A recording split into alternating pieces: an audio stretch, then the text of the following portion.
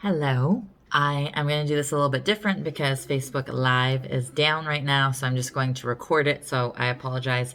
I can't answer you guys in real time, but I'll just record it and post it. And if you guys have any questions, you can write them underneath, okay? Hope you guys are all amazing and well and enjoying this beautiful sunny day. It is the last Wednesday before our next $2,500 giveaway, so our mortgage payment slash rent payment giveaway. So super excited for that.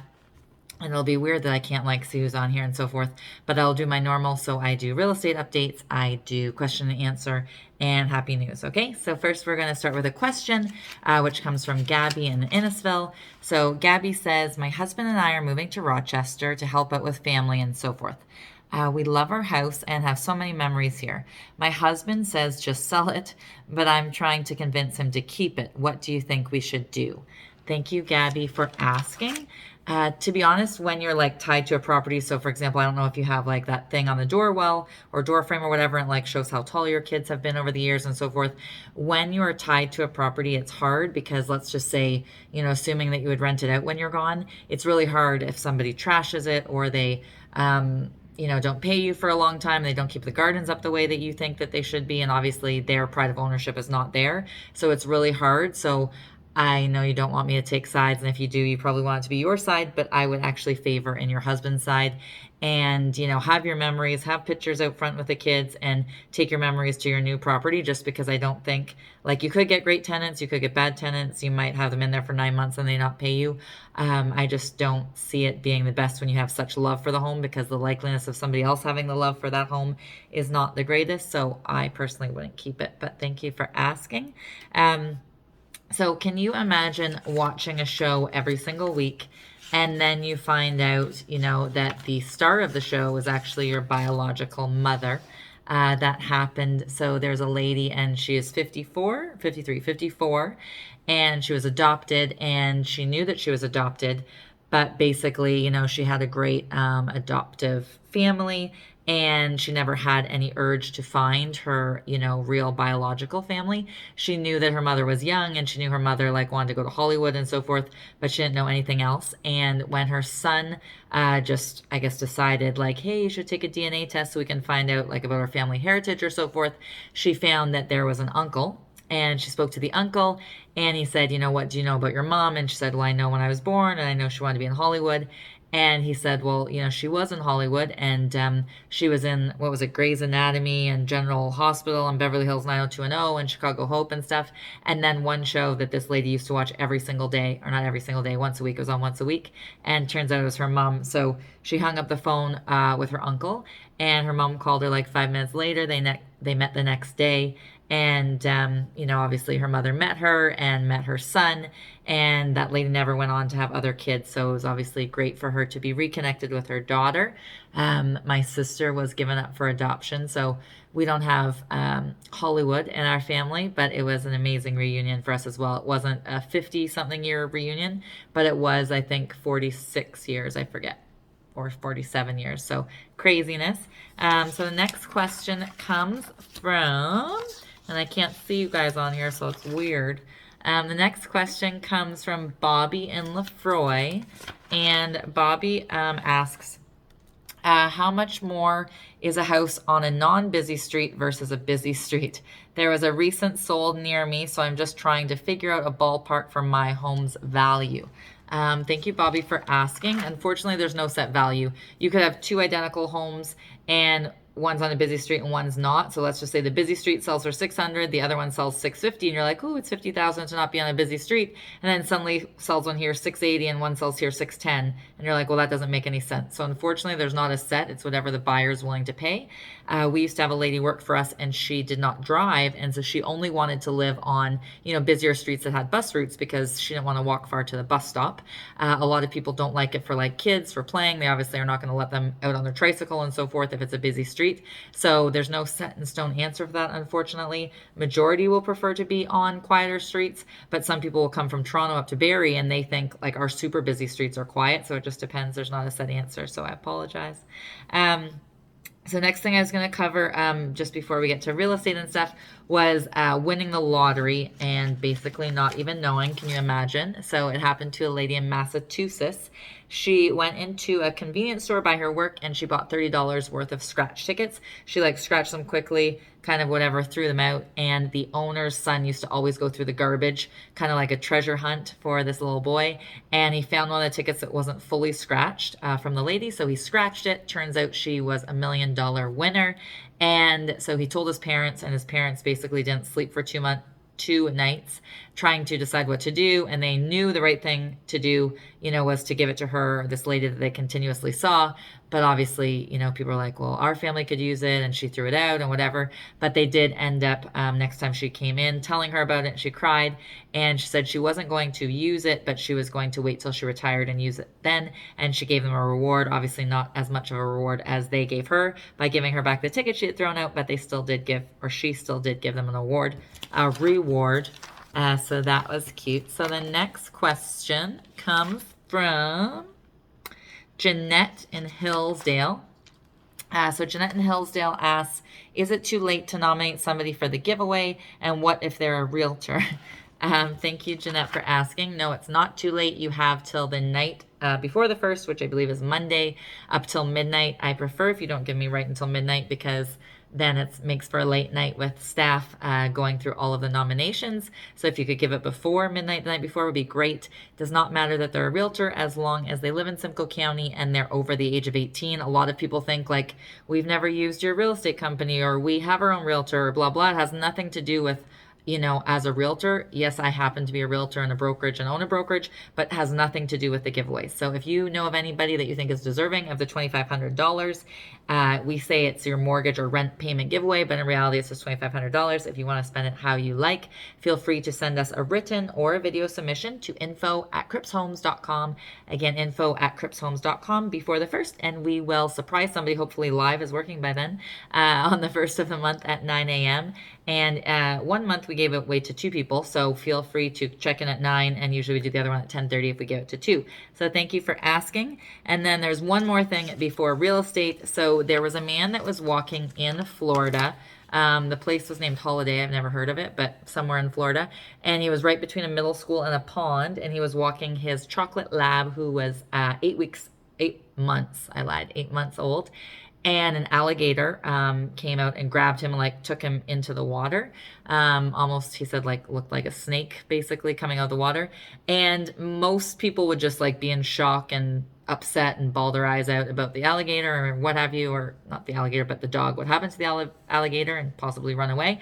But he jumped in the water, and I guess it was shallow, and he grabbed the alligator that they said was 8 feet. And I don't know, now I've learned this, but he, I guess, had already heard that you poke an alligator in the eye, that they don't like that. So he poked the alligator in the eye. The alligator let go of his dog, then bit him. And then they were both able to get away. They both got stitches and they both lived. A lot of people said he was crazy for doing that, but he said he didn't think twice. It's his dog and he's got to save his dog. So I am a dog lover, so I love that. So now we are going to do real estate, okay? So the stress test that was coming out June 1st was supposed to just be for uninsured mortgages, which means people putting more than 20% down, or they have more than $1 million, like the purchase price, what they're buying is more than $1 million. So basically most first-time buyers, they are putting less than 20% down, etc. So it wasn't going to affect them. But then the government decided, oh, by the way, it is going to affect the insured mortgages as well, which means it's affecting everybody. So it means everybody has to, after June 1st, get approved at 5.25. So they don't have to pay that. That's not the rate, but their debt to service ratio has to make sense at 5.25. So basically it affects people 4 to 6% of what their purchasing power is. And they don't have to move in before June 1st, because obviously that's only 6 days away, but they do have to have a secured letter, from a lender before June 1st. Otherwise, they have to apply with this new, be approved with this new rate of 5.25. Okay, so how that affects people is basically if they were approved, for example, for 1.5, now they're approved for 1.425. If before they were approved for $1 million, now they're approved for $950. If before they were approved for $850, now they're approved for $807. If before they were approved for 600, now they're approved for 7.5. I'm gonna start that again. If they before were approved for 600, they are now approved for 570. If before they were approved for 500, they are now approved for 475. And if before they were approved for 400, now they are approved for 380. Okay. So anyways, that is going to happen as of the 1st, which is next Tuesday. Also, recreational price, I can't even speak. Recreational properties are still on the rise. So that means, waterfront, etc. And they did a new survey, and it said that 57% of Ontario still has recreational waterfront properties under 500,000, which is great because that's a common price point for a lot of people. And they suggested that those markets are going to go up 30% in the next year. So a lot of people are trying to get those recreational properties now before they can't afford them. 44% of people said that they have either remortgaged their home or got a line of credit, etc., to get anywhere from 200 to 500,000 that they're hoping to use to buy these recreational properties. And 59% of the people who want to buy a cottage are first-time buyers. 21% of people that want to buy a recreational property have been outpriced of where they live. So say they live in Toronto or Richmond Hill or Thornhill, so they can't buy a main residence there. So instead they're going to buy a recreational property. 22% said they want to take advantage of the low interest rates. Before they were saying that the interest rates would not raise or rise until 2023. And now there's talks of them going up in 2022. So people are trying to get on the bandwagon of owning real estate before that happens. And 11% of people surveyed said they already wanted a recreational property before the pandemic. And it wasn't just because of the pandemic that they jumped on that bandwagon. So where are the cheapest places to own waterfront? The cheapest place is Thunder Bay. So you can average a waterfront property there for $425. Charlottetown, $334,000. And in Inner Lake, which I don't know where that is, in Manitoba somewhere, $363,000. And then the three most expensive property places to own waterfront, actually one is here. So Okanagan Valley, which is BC, which is where my grandpa used to live, $2.4 million to get a waterfront there on average. There's lots that are like $3 to $5 million, but that's the average is 2.4. And then Barrie and Innisfil also was on the most expensive, 1.84, and then Niagara 1.54 for waterfront. Okay. And then another thing, in the real estate world and so forth is seniors. So a lot of seniors feel pressured to downsize, COVID or not. They just feel like people are like, hey, move into a condo, hey, get a smaller house, get, smaller yards so you don't have to cut the grass, do the snow, etc. But a lot of them do not want to do it. So 76% of seniors said they feel pressured to downsize.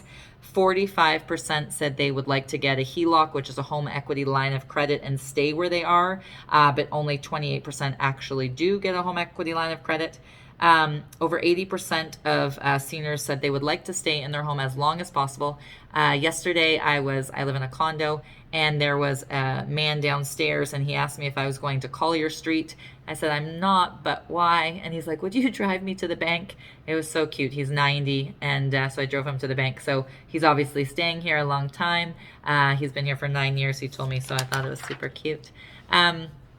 The most expensive place to live in North America, I would have said, was New York City, if I had to guess. And second, I would have guessed LA. Third, I would have guessed Vancouver. However, I am wrong. And first most expensive place to live in North America is Vancouver. Second is Toronto, which I did not think so. I thought New York City, like around Central Park, would be the most expensive.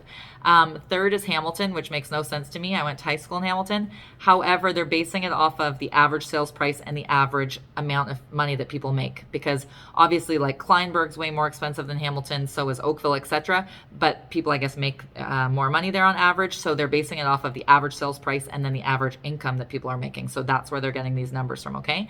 Fourth was San Jose, and fifth was Los Angeles for the most expensive to live in North America. And Canadian homes on average are 34% more expensive than American homes. And in Canadian housing affordability, it's actually worsened in the past decade, making it harder for people to buy. And the sixth most unaffordable place to live in North America is Ottawa, and the ninth is Montreal. Obviously, seventh and eighth were not in Canada, so I didn't put those, but sixth is Ottawa, ninth is Montreal. And they said the most affordable place for millennials to live is Quebec City. And it's the third most in North America, but first most in Canada. And they said it's got affordable housing. It has the third lowest unemployment rate, and they have above average income. And then the number 2 place for millennials to live is Ottawa, even though they said it's the 6th most expensive in North America, but it has really high average income. So they look at both. Now they're also expecting rental prices to go up. So for a while, rental prices were down, especially in Toronto, because all of the people that had short-term rentals, or they had, foreign students, etc., then didn't have all those people, obviously. So there was a lot to choose from rental. But now, as people are getting outpriced in the market, they can't afford to buy the new stress tests, etc. There's not as much for them to choose from. And what else? There was something else I was going to say there.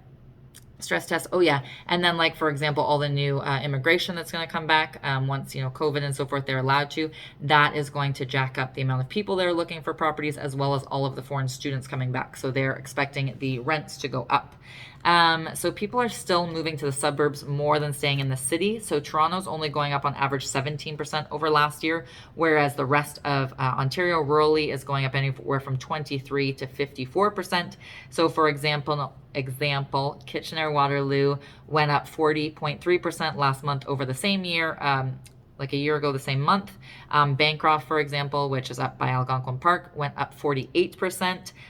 Brantford, which went up 42.8%. Barrie, for example, where I am, went up 52.1%. So things, back in the day, it used to be the city went up the most, and then the further you got from the city, the less it would go up. And now it seems to be the opposite right now. So COVID has done crazy things to the market. You might notice that some people you've seen like $1 listings. This does not mean the market has crashed. They're literally just having the market decide what they want to pay for a property. So properties are listing for $1, selling for $1.1 million, $1.3 million, etc. Because normally, if you list a property, let's just say for $800, there's a really good chance that the seller wants like $9 to $1 million. But if you list it for $1, they might get $700, they might get 1.1, they might get 1.3. Especially on harder to price properties, they're just letting the buyers decide what they want to pay. And if the sellers don't like what the highest bid is, they do not have to take it. Okay. Okay, billboards. So there is a billboard in Toronto. It's right at Queen and Spadina, and it says, "Can't afford a home." It says, "Have you tried finding richer parents?" So there was a house close by there, a little bungalow, and it sold for 1.5. And so they're just saying like it's impossible to buy in this city. Basically, they're saying you have to save for almost 25 years to just afford a down payment on that teeny little house, for example. And you would have to average over $183,000 a year in income, which obviously most people don't. And lots of people are unhappy about how much it is to get into the housing market. So some things that people are saying is they want to double the down payment for investors. So let's just say an investor is buying $1 million property. Currently, they'd have to put 20% down, so $200,000, and they're saying, well, they should have to put $400,000. So that's one thing. They're saying that they want them to have not blind bidding wars, so open bidding wars. So you see, like, let's just say a person says $600,000, somebody says $650,000, you can physically know that it's $650,000, so you could put $651,000 or $652,000. That's something that they're fighting for. They're fighting to show all sold properties, but to be honest, you can see that anyway through any realtor or House Sigma, etc. They're also they are these people that are, not to say petitioning, but hoping that they put extra tax on for investors for capital gains. And also there's already short-term rental at some spots, like, it's $1,000 a year if you want to have a short-term rental, etc. And then like vacancy rates, like 2% vacancy rate or 1% vacancy rate, but it's not everywhere. So they're trying to get that everywhere. So that is that. The president or CEO of the Ontario Real Estate Association, which is OREA, is Tom Hudak. And on May 12th, they said they're working on getting it to be open auction. So you hear what people are bidding. However, he does not suggest it because it does not work favorably for the sellers. So yes, the buyers like it, but then the sellers don't like it. And often people are both sides. So that's something that is up for debate and has not been said yet what is going to happen. And since that stress test announcement that it's going to be for everybody as of June 1st, more than a third of people have said they've kissed their home ownership dreams goodbye. 74% of people from 18 to 34 said they don't think they'll ever be able to afford a home. 47% of people 35 to 54 said they don't think they'll be ever able to afford a home. And 37% of people over 55 said they don't think they'll be able to afford a home, which is crazy that over a quarter of people don't think they'll be able to afford a home over 55 when you would think they already do. So that is crazy to me. 23% of people who live at home with their parents plan on buying in the next 3 years. 44% of people who work from home said that they have thought of moving from a city to a small town in the last year. 63% of people, though, said if they had to go back to work up to 3 days a week, they would not consider moving north. And 42% of people worry that if they move north, it'll affect their career opportunity and potential for raises and growth, etc. On the flip side, if you guys want to buy something cute and cheap, there is a church just outside of Bancroft. I forget what it's called, Colson or something like that. It's $329,000 and it is right next to a 500-acre park. Again, outside of Bancroft and Algonquin Park. So it's a very beautiful area. Now, in the last 7 days in Barrie, so I always say, active, what's sold, etc. So in the past 7 days in Barrie, so freehold, it means no condo fees, etc. There has been 67 new listings. 14 of those have sold conditionally. 83 have sold firm. So if you're like, okay, that's 97 altogether, but then only 67 were new, where did the other 30 come from? So those were obviously prior listings from a prior week that hadn't sold. 67 people got keys to their new home. So they obviously bought a month, 2, 3 ago. 3 people decreased their price in Barrie. 2 people increased their price in Barrie. 2 people expired their listings, and 23 canceled. So usually when they're canceling, they're going to list at a different price. They didn't get what they wanted. Now they're relisting at a different price. So condos in the past 7 days in Barrie, there has been 13 new listings, 9 conditionally sold, 16 sold firm. So obviously 25, which is more than the amount of listings there were. So it means, again, it's going into last week and the week before's inventory. 10 people got keys to their new condos or new to them condos. 3 prices dropped and 5 people canceled in the condo world in Barrie. And then in Essa, which is just west of Barrie, there was 8 new listings, 3 conditionally sold, 9 went firm, 11 people got keys, and 1 price decreased. In Innisfil, there was 19 new listings in the past 7 days. 6 went conditional, 11 sold firm. 9 people got their keys. 1 price decreased and 1 price increased. And then in Oro, there was 12 new listings in the past week. 6 went conditional, 7 went firm, 2 price decrease, 3 price increase, and 2 cancel. It's really weird when I can't see you guys and can't talk to you. It's odd. In Springwater, there was 12 new listings in the past week. 3 went conditional, 8 sold firm, 7 people got their keys, 3 prices decreased, and 2 people canceled. So I'm going to jump into another question. So Brad in Orangeville. Oops, 1 page too far. Brad in Orangeville. My dad is coming to live with us eventually. But right now we haven't completed the extra wing of the home for him. Do you think we should list his tiny bungalow sooner or later? I worry about his health and people from hotspots traipsing everywhere in the house. Brad, that is a good concern, and obviously the safety for your dad.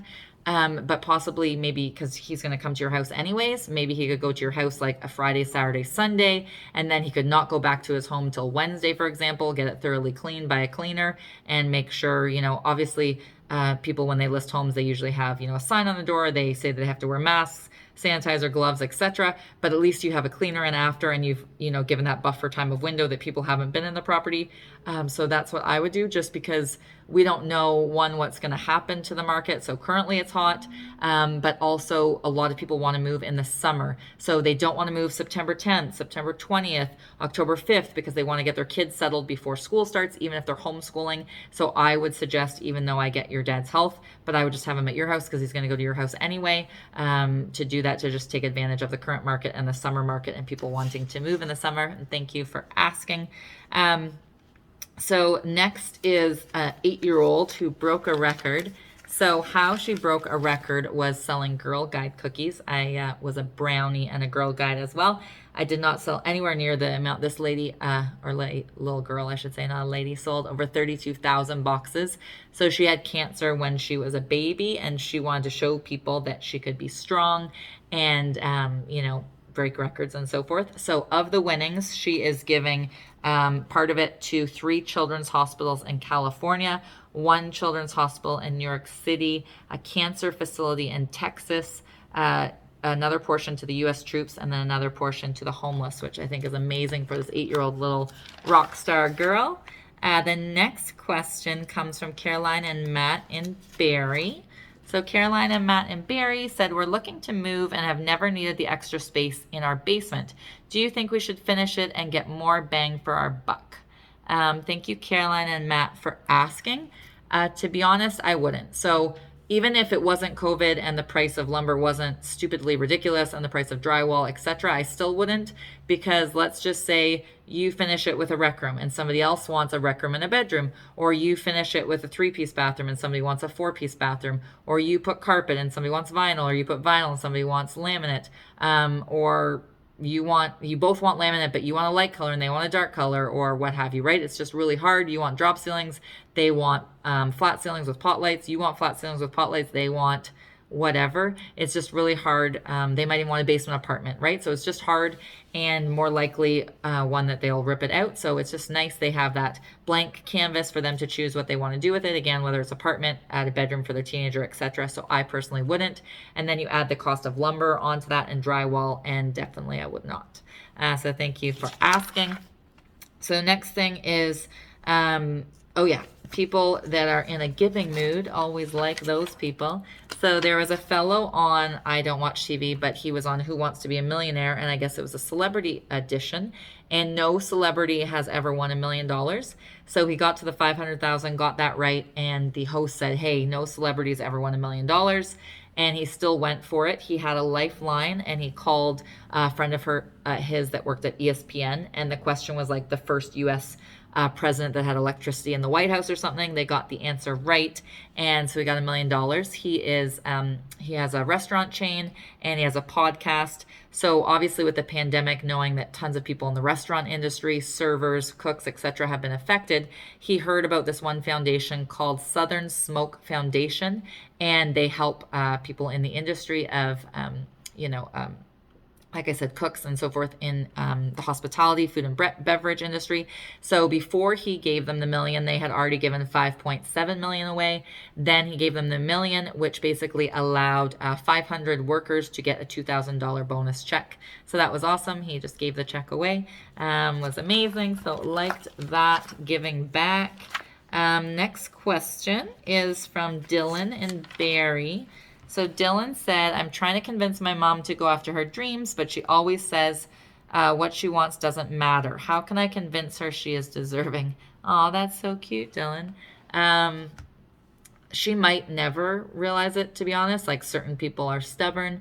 You might, say to her, like, let's just say, for example, she was given, not to say a bad bill of health, but something that said, like, you have a year to live. Obviously we want you to live for 40 years or whatever, but let's just say you were given a year to live. What would you do? And like have her journal it out and see if she just said she'd spend all the time with her kids or grandkids, if she has any or whatever, then that's her prerogative. And maybe she doesn't have, that is her dreams and goals, just to spend quality time. But if she says she wants to climb Mount Everest, or she wants to climb Mount Kilimanjaro, or she wants to write a book, or she wants to find her long lost brother or whatever. I don't know what her dreams are or what have you, but maybe if you write them out that way. I've also found people like writing their not autobiography, what's that called? I forget what it's called. Obituary. When they write their obituary, does she want it to say what a great mom, whatever she was, or does she want it to say she was an amazing mom and she also yada yada yada, right? We don't know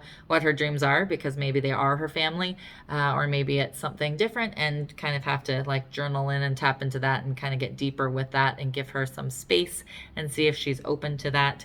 But I think that's very sweet that you want to help her get to that space. So I appreciate you writing in. Thank you, Dylan. One other thing is people getting creative. So a few weeks ago, I talked about a little girl and she was drawing. Oh, somebody's calling me.